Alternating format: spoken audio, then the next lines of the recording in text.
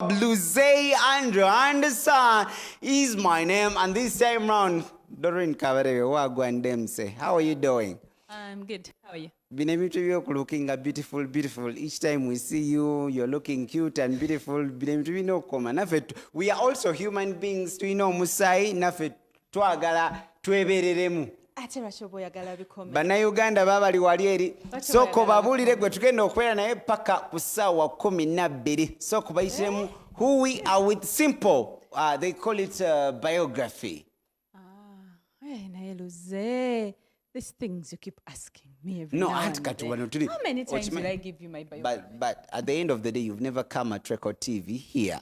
But then so now these guys are getting you live and clear. So tugenda kuba tuli wano fenna paka show egwera. Aha. Kati soko bayitemu bagambe bossi sister aliwo womba temutegedde yo no. Abana bali gotuvuma kati bali nokukebera ndabe wese okusula. Olubuto ne lubeera ng'olunene ne batandika okuvuma. Ngane kalina olubuto olunene. Eyo ngenda kujjayo. Mwaizo tuvuma luno. Anyway, my name is Doreen Kabareebe. I'm a supermodel, I'm a branding coach, I'm a philanthropist. Hey, I'm a charitypreneur. Doreen Kabareebe. Anthropist. Philanthropist. Philanthropist. Philanthropist. Philanthropist. La.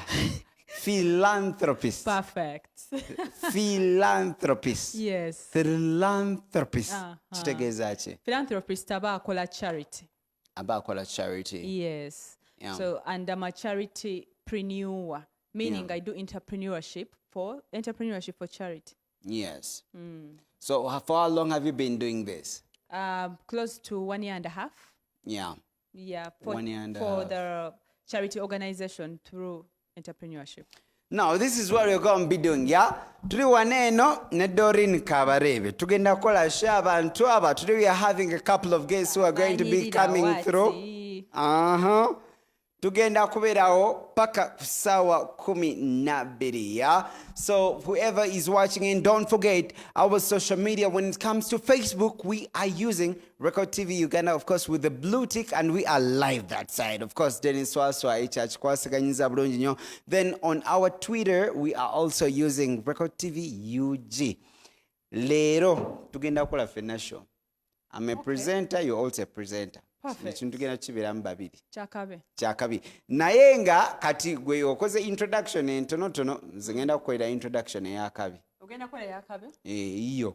I'm introducing you basically. Remember we are live. Manyo ono mwana abatuka ebigambo. No, mbwatuka ebigambo naye leero ngenda kubeerako a little bit calm. This is not recorded. He might say something na kubawo just like that. Rakwa camera guys, they are not here. Hey. Bafuna shots, yeah? Okay. And of course, today in the show, of course, we are going to be with Doreen Kabareebe all through, yeah? So you're going to be asking simple questions here and there. And of course, she is into what we would call branding of different people, yeah? So again, how we can be doing that one there. So, but one thing we are not supposed to forget, of course, we are proudly powered by MTN everywhere you go. So let's listen to these ones here just a little bit. And of course, we are going to be getting back. We go, sir. Of course, Frank DJ, Yavirimo. You know, when it comes to, people want to achieve lots of things, more so when it comes to the girls, when they, ngomana ya kakura. There are a couple of things that they want in life. They want to either be models, they want to be in videos, they want to be successful in life. Yeah. And when it comes to Doreen Kabareebe, because you've studied, you've traveled, you've done it all. But I love your Instagram the most. Okay. Yes.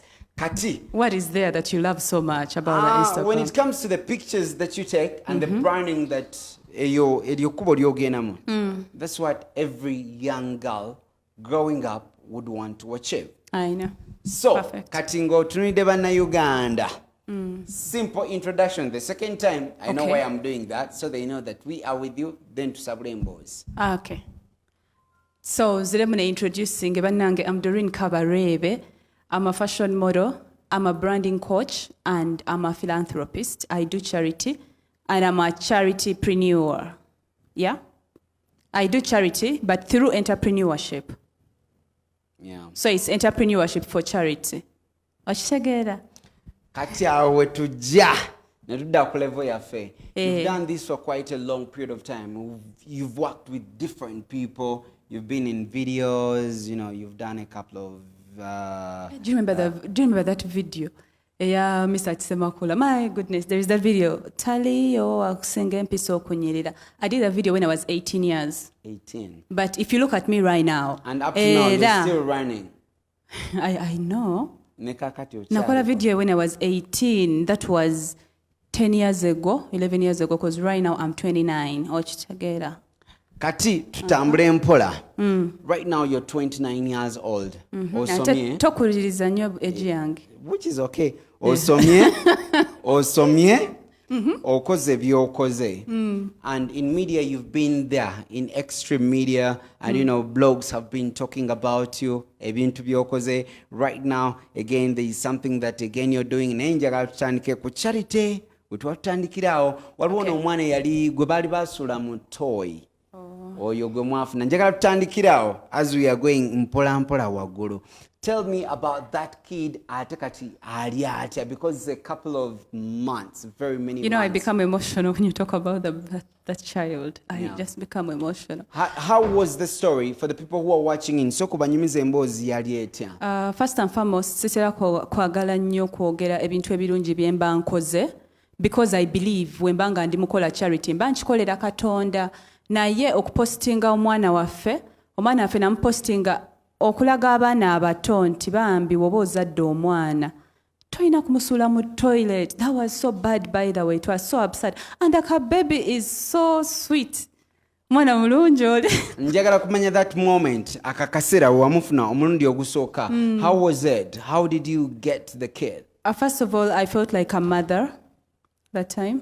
Yeah. How we got the kid, omwana bamusula mutoyi yaffe waka mukyalo in Kachigani.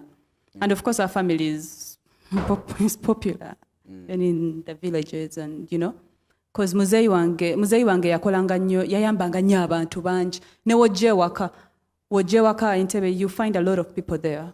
Okitegeera. So omwana bamusula mutoyi, the lady was seen by people around. Because bagenda okulaba bagenze n'obwana bubiri akomyewo nakamu akatambula kali kabadde student akomyewo nako katwaliwo omutamiivu yamulaba ane temujajinganga abantu mutamiivu yamula omutamiivu nagamba iwe wagenda n'omwana omwana alinkai like the second child aliwa mukazi natandika you know yeah, that's when they had to take the same route and check, and bawira akana nga kakabira mu toilet. Mu latrine nga balina of course okugidiginga immediately and get the little child out, and now the little child is out. Njagala kati okumanya moment wogambira omanyi as Doreen Kabareebe together with your foundation, you're like now ono omwana tugenda kubanga tumulabirira. Yeah, of course omwana bamujayo mutoyi. My aunties were there because we have shops on the road. On the road tulina amaduuka mu kyalo ku kkubo, like so abantu bali like obimanyi naawe. So it was my family abakwata abayamba omwana and whatever. So as they were bathing the baby, my aunt is like omwana ntuza kumutwala. The neighbors are like no, omwana lwaki mutwala, mama we wuno wano ndaba tabichi naye lwaki tukuwa omwana ngobadde omusudde mu toilet, which means bali tomwagala fe tuwe chance tumukuze. So my auntie of course talks to us, me and my elder sister Quincy Bareebe. I'm Kabareebe, she's Bareebe. And daddy was called Kabareebe. So for how long have you been with this kid? When did I post those things? How many months were those? It is sometime really long. It's nyo. Yeah, so actually my sister is coming back because we're popular. Maybe adoption and yeah. And now you're back in and Uganda. And the lady, of course, was taken to police. Only that the man ngamba sister wange nti bambi olaba omwala muto. Abaana bano bayita bintu bingi nnyo. It's not good to judge somebody. Omwana yali amusudde muto ne tutegeera reasons lwaki yakikola. ate nga muwala muto, so honestly mbasagala tebasibe mwana muto ono tukola ensobi, yes, but we also have to learn to forgive these people. I mean, she was going through a lot. Doreen Kabareebe, you men also muwa abaana embuto abaana b'abandi ne mutabafaako. You know? We are getting there. All about Doreen Kabareebe. You know, you've been there. You've done it all. You're an example. Abaana bakulanga bagala okubeeranga gwe. They want to be, you know, like babayita batya socialites. Yeah. But now you had your friend Pretty Glow omujjukira. She was your good friend, and now you're helping this kid gwe basudde mu toy in under your foundation. Naye katwaliwo ne Pretty Glow enjaga keeping other factors constant, enjaga addiction. But I talked to Gloria on phone and she seems no, okay. Auntie, now we are on TV, so these guys don't know. Tebabimanyi, they don't know what was going on. So, oina Pretty Glow, eyali chaliwo mukwano go, you know, addiction nemutwala gye yamutwala, twasembayo okumanya, agenze, you know, bamutadde ku TV abya akasimu, chaliwe, of course, cute kaye, ate naye yabba, you know, addiction and is taking them over. So, didn't you look as per your foundation? Now you're helping these people and you looked up. Nogamo Manyi, when it comes to Pretty Glow, for the people who are mature and they're addicts, you can help them in this way or the other way. What did you do when it came to your close friend? First of all, thank you very much for the question. First of all, when it comes to charity, woba oyambye omuntu gw'omanyi, omuntu mukwano gwo, oba famire yo, that is not charity. That is one thing. Secondly, omuntu wabanga ali mukuyamba abantu ngali mukola charity gubeera mutima gwo baba tewali akutumyeyo oba okikolera gwe ne Katonda wo. You get it? Thirdly, omuntu yenna ali eyo, you are above 18 years old, ne weteeka mu bintu byenjaga because you are stressed or because of any, like, you should learn how to solve these issues. I was talking, like, I'm not going to start talking about my friend or my ex-friend. Yeah, we still talk, so she's my friend. So, sigatandika te musonga munjala, okitegeera, because at the end of the day, no one is perfect. Abantu bayita mu bintu bye bayiseemu lwa nsonga. I talked to Gloria even last week. You get it? Then after talking to her, something had happened and that person had reported to me. So ne mugamba Gloria bangambye we bati, is it true? And she's like, no, it's not. So I'm going to find time and I meet her. Kubanga ffenna tuli bantu bakulu. Nandiyagadde okwogerako naye mukwano gwange muwe advice. I remember when I went to UAE, when I went to Abu Dhabi to work, nalaba abantu bangi nga bansongamu enjala banjogerako. Doreen is from a good family. Doreen is well educated. Lwaki aba agenda okukola? The rate of unemployment in our country is very high, especially among the youth. When banga nsazewo nengamba kangende nkole, it is my choice. Yes, I'm educated. I have my masters. Wadde buli wenjogera ku masters degree nga abantu bavaayo ne batandika okwogera. Today I posted something not political but just advising people abaana okulaba nga beewala ebintu, you know, beewala the use of violence. And then someone is like, toyina kyotu, no, first wait. Someone is like, toyina kyotu gamba, you know nothing about politics. Honey, I studied politics. So when I'm talking, I know what I'm talking about. When we were with Ashbag Kato, nga tuline Olexa Sisima, nga tuline Dr. T. Male. And Wisdom Kaye. Ne Wisdom Kaye. No yambala isati ya yellow. Yes. So when it comes to your brand and whatever you're doing, at politics, why the yellow shirt, for starters? Okay, first of all, this is Chino twachikozenga moyo gwa gwanga. Yeah. So when I received a call from Ashbag and then he explained to me his initiative, nga ndaba nungi. No, yandichuzinze nagamba agenda kwesa blue. Oba agenda kwesa any other color, but maybe he's NRM and he's using like that okulabanga inserting like some knowledge in the media, and then he was trying to educate the masses about the disadvantages of the use of violence. Yeah. You know, for me, when he told me about that, I'm like, hey, I'm coming through. But ever since your dad left, ebifaananyi right now for the people who follow you on Instagram, people who follow you on Facebook. Okay. Boss, ay, pause zatabuse. Waliwo kano ka pause, yeah? Walabye This is ebifaananyi. a gents way. Walabye ebifaananyi. So why those pictures? I would say ebiri kambyogere mu Luganda nga almost olite. So is that part of your branding or? No, these are Ng'olite different. tubyogere mu Luganda that to be keeping it mu Luganda. Nedda bino biri different because that Doreen that you're seeing here alimu ba Doreen banji. Yeah. Ninamu the model Doreen, and I'm actually a bikini model, or what you can call boudoir. Mulimu Doreen, the branding coach. I have a company, DK Branding Coach. It's well registered in Sasule Misolo. Era nga branding abaana abalina talent. Ne mubeeramu the philanthropist. Here we are talking about charity. I have a charity organization. Naye omuntu abamu baagala nnyo okungattirira wonna wonna Doreen. Nalabye ebifaananyi ebyo n'agamba she's doing charity. She's hey, charity mutima gwa muntu oli waddembe okunjaajinga n'ompita byonna by'oyagala. But charity is someone's heart. No, you look at that picture there. Ekiri ku TV solo tunayo fena. Okay. Kati tuli mu Somoza, Frank DJ akutuyinza kayita kokonyo.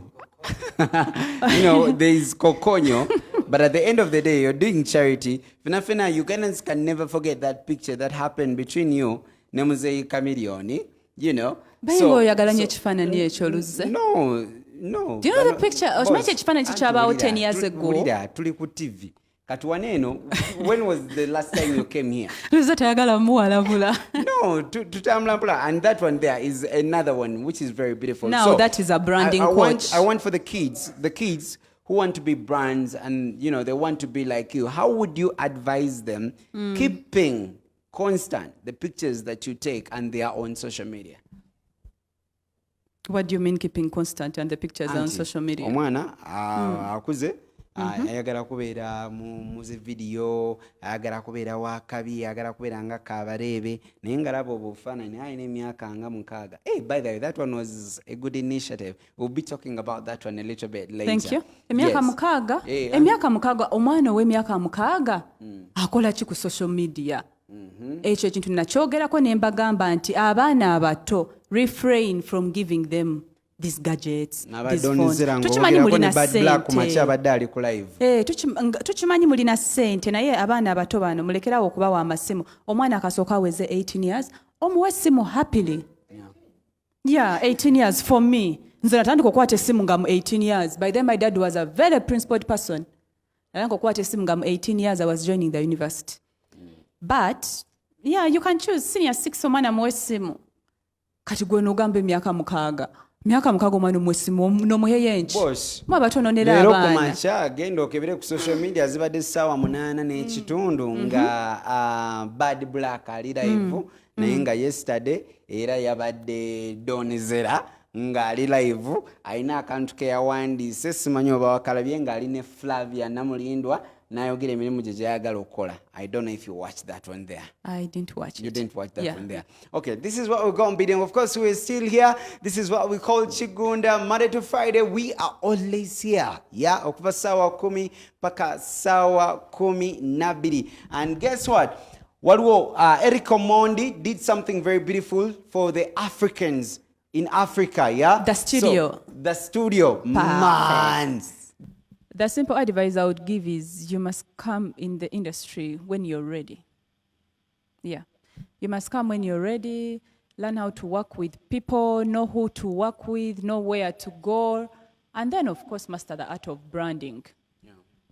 And know who you are. And you have a company that does branding.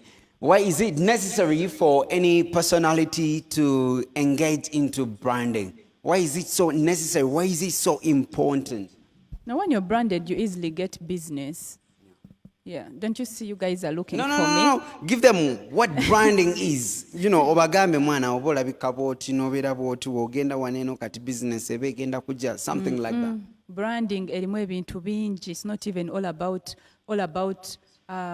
dressing is not all about branding elimu ebintu bingi. Branding elimu your social media handles, yeah? Branding elimu Wikipedia, branding elimu Janopedia, elimu ebyamawulire. Branding elimu ebintu bingi. It's very wide, it's diverse.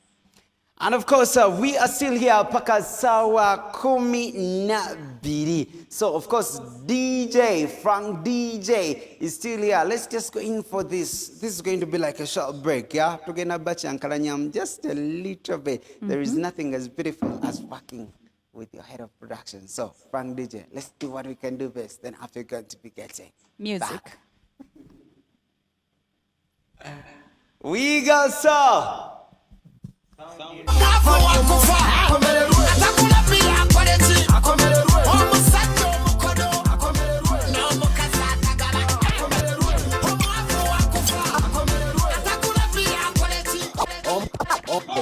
Omwavu wakufa komererwa yongeza kafoli umutana kudu vibe zako kafoli umu eriko ni wiva nangiri paza omwavu wakufa komererwa atakula pia korechi komererwa omusato mukodo komererwa no mukasa tagala komererwa omwavu wakufa atakula pia korechi komererwa omusato mukodo ano mukasa fagula wondo ziri wakatagula byala isi abakaze naku zino si bala isi waita DJ what is all pa mukidongo benyiga ebyana byenyiga aripoliti ngambaluse wagwana angambade no wagwana Kabareebe DJ Paka wapata gamba atakula pia kolechi omusacho mukodo mukubebe ku mutoyo mukodo bama yuti omwafu wakufa atakula pia kolechi omusacho mukodo no mukaza tagaba ulya sebanta makusimba luseke toja mundongo liseke sente zibere omumpeka wakasiba ko wabakubibendere wamawana bawala mwetege abalina mu babategule mbyafuka byabakuwe nsaba choyo yakutegule tugende okubenye mandule tugende naffe tukyekole yekisotakole musego bamusaswangule omwavu wakufa atakula pia koleki omusajja omukodo eno mukazi atagaba kulanga mugobe omwavu atakula pia koleki omusajja omukodo Kabareebe tagaba komerera tugende komerera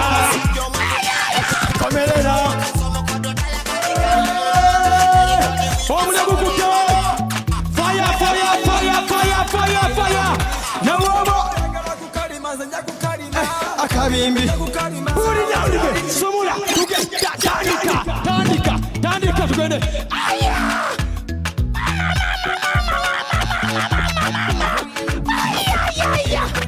nawobo akabimbi njakukalima akabimbi njakukalima nawobo yagala akabimbi njakukalima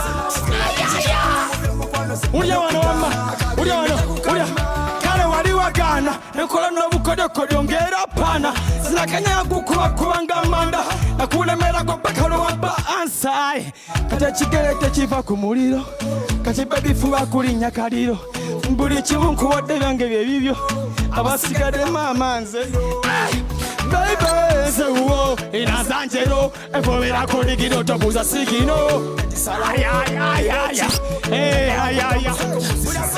mugamba kwagala sagala bakukwana yanesi yakutamenya manja wokulinyisa madala kuba bebi byo nobigwana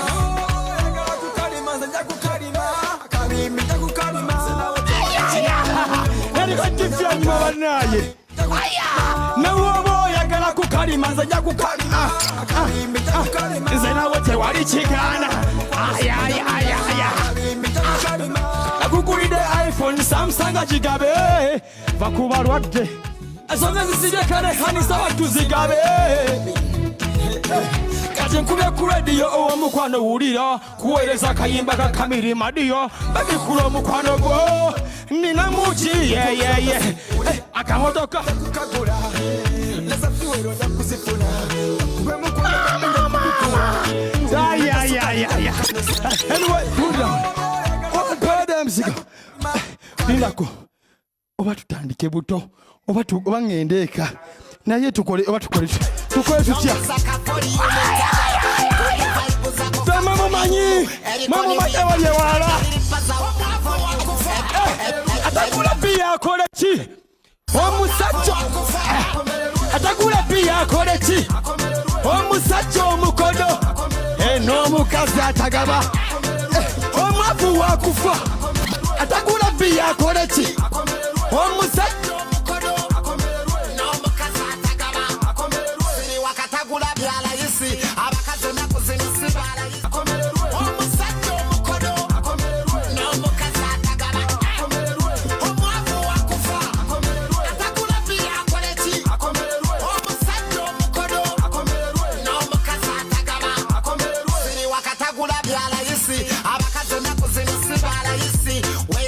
yongera ku mubisi byasibya kuleka twenywera omubisi DJ yongeza wewe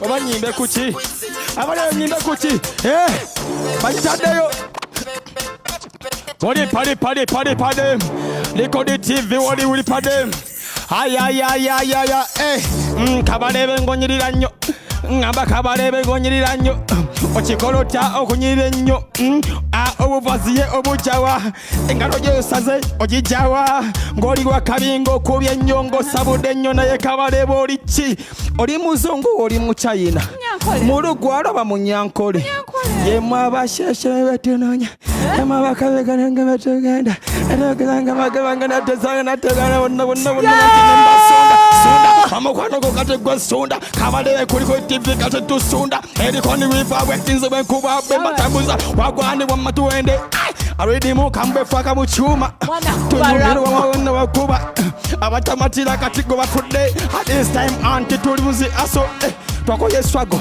tuli mu kunyumirwa ega swago twabivako katweyagale Kabareebe agazenga noma nezenga nyumire abatulaba mwebale nnyo tuli ku Record TV Kigunda with your girl Doreen Kabareebe. So kotubulire bakuyitani bampita Ericon Weaver. Yes, Ericon Weaver, ERICON then WIVA.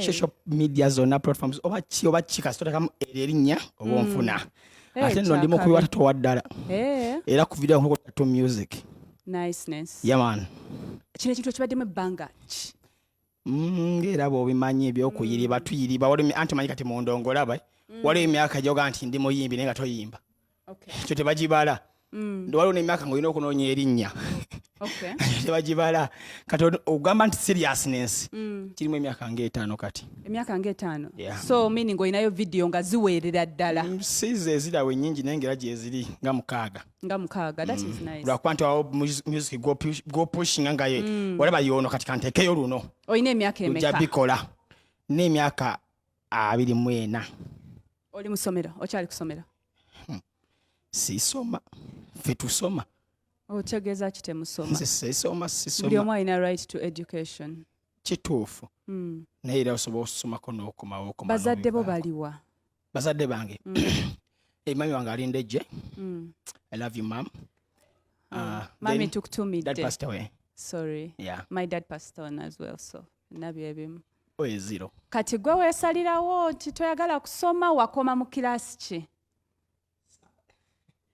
kati bakugamba nakoma mu class ki nakoma mu senior 4 wakoma mu senior 4 n'osalawo obuteeyongerayo oba maybe akasente kabula n'ogamba kantandike music naye namagala kuva kubaze banzala ndi muyimbi sijja kulimba no it's okay most people are born talented sigena gamba nti anti wala born talented nga bakuzaala noweza emyaka 2 ntandika okuyimba okay neza okuyimba nkyabe muto mama wange munda nga nyimba omwana ono nga sampuli endongo ngo bamma ate wali sound nga nze nsamba munda muri tu kyakabye omwana akyatubuulira naye kati watandika ddi okuyimba anyway nasooka ntandikako time back when I was at school nga nkola ne Bafana Ziza by then I know Bafana nkutumidde kyaliwa mwagala nnyo Bafana siminako buzibu talinako buzibu mukano gwange yeah because waliwo ekibiina bakita Magic Empire Magic Town Music nga tukola abo wemanyeera ne by then nali ngava ku ssomero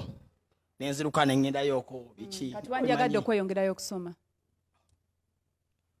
oba engeri gye bafuna joina talent nanti okusoma lekugwayo bakuzaala okusoma kw'abakulu olina okusoma kw'abakulu kati oyagala kusoma nga weeyongedde like ng'omaze okukula olyoka osome right neera nakula naye ng'ekintu kye kya music okifunamu bulungi kirabika olw'ensonga nti koona badde atukuteeka nabwala sinakifunamu kuba yatunyize ayina ge yatukuttemu koonibala nga nakola neriripazo olwo twaluta mu Feb olwakubiraawo koona yona nga ffe tuliko so sinalufunamu kitegeeza koona kyatukutta ebigere naffe tumuyina waagira nti yapagiremu ati bazadde bo bakiraba batya bo bali okulaba nga oli mu kuyimba nga olabika toyagala kweyongerayo okusoma engeri first of all my mom ye yantumanya Ericon I was Eric then nayongerako on eribera Ericon kitegeeza kyendi akyagala you understand of course yeah so kyekyo kitegeeza kisupportinga so tewandiyagadde kweyongerayo okusoma tekiina buzibu era nsobola okweyongera ensoma omuyimbi Ericon ku Record TV Kigunda. So Ericon, tell us about your life.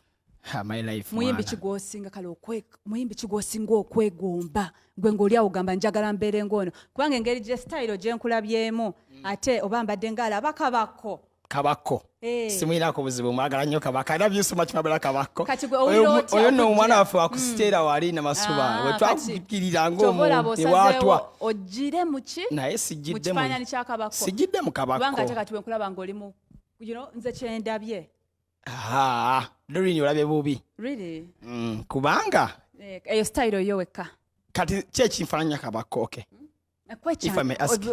okwekyanga that energy ba energy buli omu erina energy kati kyogamba ne gravity afaana kabako kuba alina energy kuba gravity asobola omusanga ku munaala waggulu si gravity koko finger naye alina energy kubanga koko finger just is a part of performance kati nze anyway okuva nga edda nali nga bwe ngenda kuzishoze by the way kino kankibaliza Mukama Katonda yantonda tebanvumangako ku show ne bwe nali nga sina lulimba lukuzannya ku TV nga sina ki naye nga kasitantuukawo balina okuleekaana balina okukuba enduulu balina okusanyuka kirabika favor ne just that energy you do music no because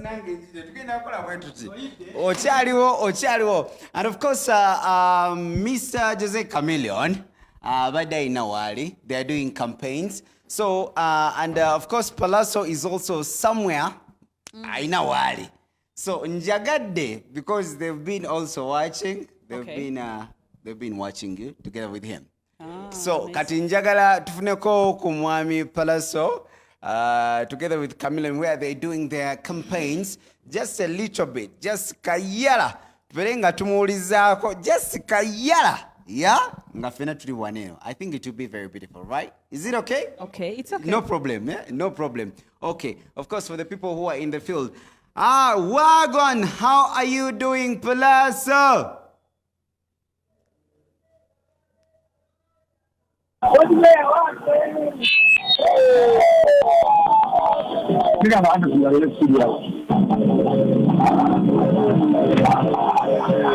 PALLASO.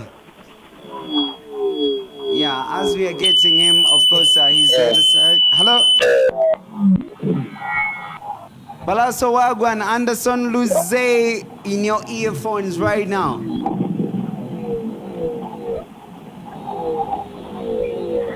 Yes, Anderson. PALLASO agambye atya munange tuli ku TV waneeno tuliwo ne bachali and you know we know the song that is trending right now in Uganda which is trending #1 We just want to talk to you just a little bit. I don't know if you can get me very clearly. Luze and Anderson Record TV. Are you getting me? Yes, Anderson. Molimuti abali ku Record FM. I mean Record TV. Mbawulira bulungi baganda bange. Naye Record TV.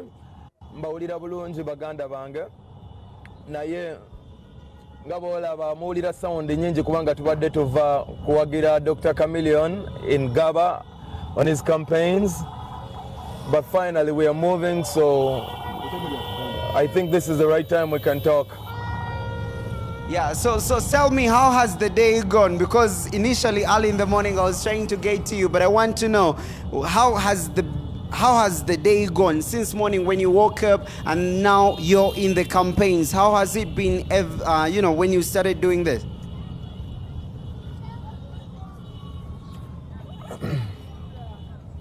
My day has been alright. It has been fair. This is everyday life.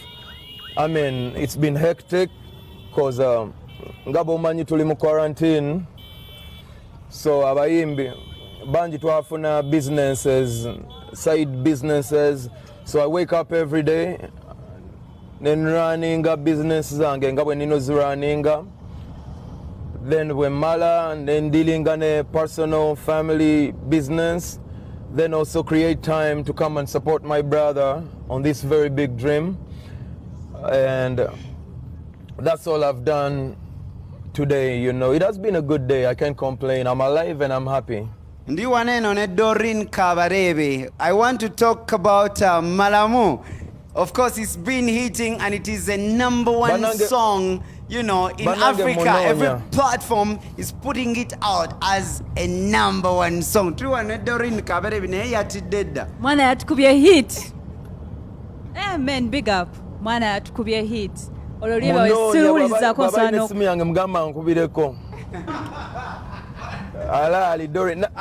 Yogera by the way, tuli ku TV palasa abantu bine ebitu bayibera kati gweyogera ne Doreen naye ng'omugamba kayimba ako #1 hit. Tuli ku TV, tuli mu kulaba sebye ebigambo byogere nga okimanya ekyo. Putting other factors constant. Kabareebe wuno waneno. Dora, you should the arrow baby straight to the heart. And slowly I might be falling in love. I will never ever take you for granted. Kabareebe neyo gyotakalira. Kabareebe malamu bakongere ndala. Oshegera. Kati Kabareebe wuno wanene abadde alina byagala okubuuza ebiri personal just. But let's look at this song. Who did the production? Yes. Who did the writing? How did you come up with it? Did you notice that it would come up as a hit?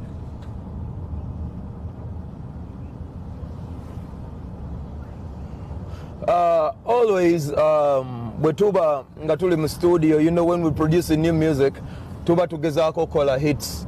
Era buli muyimbi nkiwa bw'ata akayimba ke aba amanyi akoze ka hit until lwa facing a disappointment n'atandika okuthinkinga otherwise. But oluyimba luno nze nalucomposinga, nze siwandiika music. I always get on set, nempuliriza the instrumental, then I come up with the content towards it. Kati same thing happened to this song. Producer yali Eddie ne TJ, n'omwami gwe nasooka okukola naye eyakola foundation y'olimba yali Red Pro. Then neyasuna gita ku luyimba bamuyita gita eyo gye mulira solo gita bamuyita Jacob, guitarist, musajja ava Congo, very talented man. Yes, olimba bwetyo bwe lwajja okubeerawo. And now, of course, I saw you posting different, girls doing a little bit of a challenge. Naye njagala nkulekere Doreen Kabareebe ono musooke munyumyemu just kayala, just akaboozi kamwenga mmwe. Just akaboozi. Naye oli mugenda wa nga Doreen ayingirawo mpola mpola.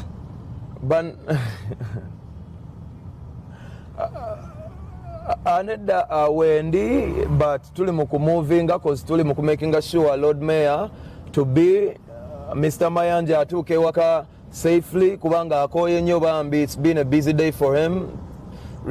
Nange ebadde very busy for me, but ndi mugezaako okulaba nga tumutuusa bulungi, so tuli mu Nyonyo right now, tuyita ku Speak Resort, naye nga that's where we headed home. Pallaso, do you think Chameleone agenda kuyitamu? What kind of strategy are you guys using? Mukwano yogerako nnyo sikuulirawo mukwano ate nga bulijjo nkuulira nga eddoboozi lyo lyogerera ddala. Bannange. Okay, mbadde mbuuza olowooza muganda waffe agenda kuyitamu, and what kind of strategy are you guys laying? Kubanga alina okuyitamu oyo Meya mulamba, kitegeera? Oh,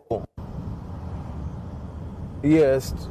Tuli confident olw'ensonga amaanyi tugakwasiza abantu essaawa eno nsi majority bato bavubuka ate Meya waabwe gwe baagala ennyo naye muvubuka.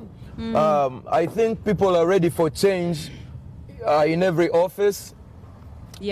Neyo bwa Meya nze Mr. Lukwago Lord Mayor aliko yali Lord Mayor nga ndi mwana muto nga sinna naye kati era akyali Meya nga nange ndi taata w'abaana nina abaana bampita daddy. No, eyo si sign ya positive change. Ayina okuba nga singa muweereza mulungi nga yakula dda n'atuuka mu ofiisi endala n'aweereza n'obuweereza obuneneko. Naye kati bw'aba nga ye yafuna kalimu ate nga agamba bamulemesa okukola ate nga afuna omusaala, that's not the people we want. Twagala Mr. Solutions, twagala bakolerawo abavubuka kati essaawa eno baazuukuse bali ready for new leaders and Chameleone is one of them. Chameleone akoze ebirabwako. Nze Lukwago sina kyemanyi kyakoze okuleka okwambala ekooti buli lunaku. Abeera mu kooti adifendinga misango, abantu bonna bakiraba kati emisango gya defendinga. Lwaki teyasigalira ddala professionalism y'obwaloya kuba obudde abumalira nnyo mu kooti ng'awoza misango. You can't serve two masters at a go. Buno buvunaanyizibwa bwa Lord Mayor bunene naye nga abavubuka bamukkiririzaamu Chameleone gaba amaanyi gabadde mangi, ekawempe amaanyi gaali mangi era abantu baazibuse. Lord Mayor agenda kuwangula. Okay, Pallaso, Anderson Luze is back. As we are winding up right now, do you think this is going to affect Chameleone and, you know, the Mayanja family, him coming in politics, yeah, ngate akola music? Do you think this would affect, or it is not going to affect any of his careers that he has decided to take over?